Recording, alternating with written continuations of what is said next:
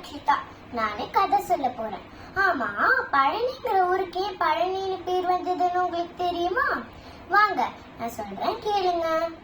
ஒரு வாட்டி கைலாயத்துல சிவனும் பார்வதியும் உட்கார்ந்துருந்தாங்க. அப்ப நாரதர் நாராயணன் சொல்லி கையில ஒரு ஞான பழத்தை கொண்டு வந்தாரு. அவரு சிவன்கிட்ட அதை கொடுத்தாரு. சிவன் பார்வதிட்ட கொடுத்தாங்க.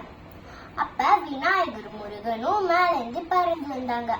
அப்ப அதை பார்த்த உடனே ரெண்டு பேருக்கும் ரொம்ப பிடிச்சிட்டு இருந்த மாம்பழம். உடனே எனக்குதான் ரொம்ப சண்டை போட்டாங்க ரெண்டு பேரும்.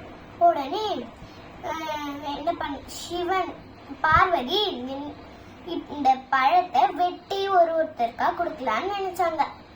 அப்ப சிவன் சொன்னாரு, இந்த ஞான பழத்தை வெட்டக்கூடாது, முழுசாதான் எல்லாருக்கும் கொடுக்கணும்.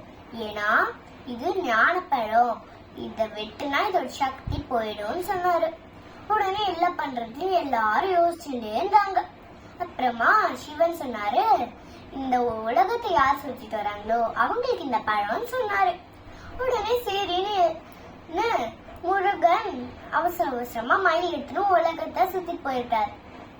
அப்ப விநாயகர் அமைதியா நின்னு யோசிச்சுட்டே இருந்தார். ஒண்ணு என்ன அம்மா அப்பா என்னன்னு. இப்ப நாரதர்கிட்ட போய் கேட்டாரு, நாரதா உலகம்னா என்ன, அம்மா அப்பானா என்ன அப்படின்னு கேட்டோன்னே, உலகம்னா அம்மா அப்பா தான் உலகம் அப்படின்னு சொன்னாங்க.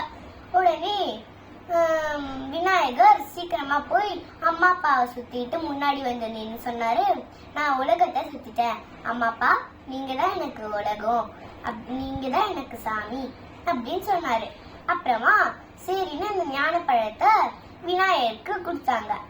அப்புறமா முருகன் வந்து பார்த்த உடனே கையில ஞான பழத்தை இருக்கிறத பார்த்த உடனே ரொம்ப கோபமா, நகையும் வேணாம், எனக்கு கைலாசியமும் வேணாம், ஞான பழமும் வேணாம், எதுவுமே வேணான்னு, நகை நட்டு வேணான்னு எல்லா நகையும் எடுத்துக்கு கழட்டி போட்டு, அப்புறமா கோமணத்தை கட்டிண்டு குச்சி எடுத்துட்டு போய் மலை மேல நின்னுட்டாரு.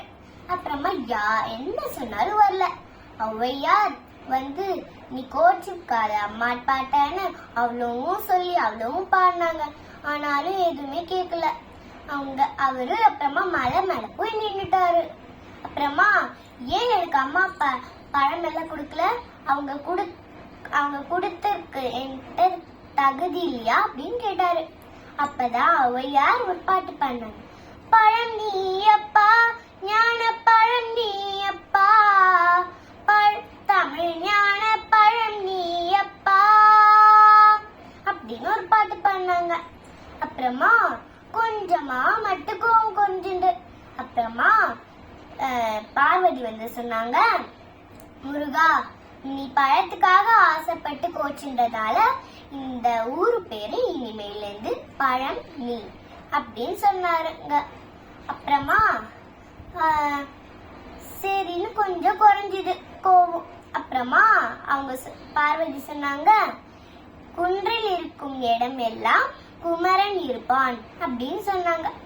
அப்புறமா கோவம் குறைஞ்சிடுச்சு முருகனுக்கும்.